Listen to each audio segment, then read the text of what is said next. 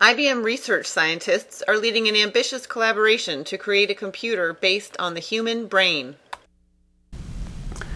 So the quest is cognitive computing, which is about engineering aspects of mind such as emotion, perception, sensation, cognition, emotion, action, interaction by reverse engineering the brain.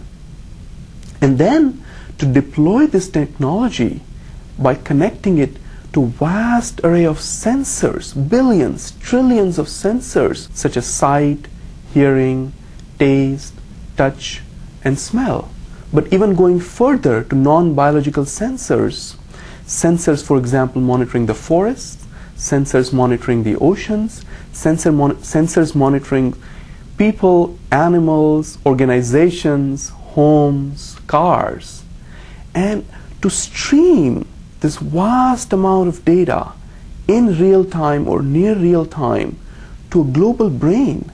They can extract patterns, large-scale invariant patterns from the sensory overload and to act and respond to this data.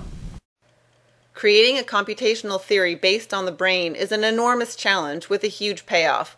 Cognitive computers offer the promise of systems that can integrate and analyze vast amounts of data from many sources in the blink of an eye.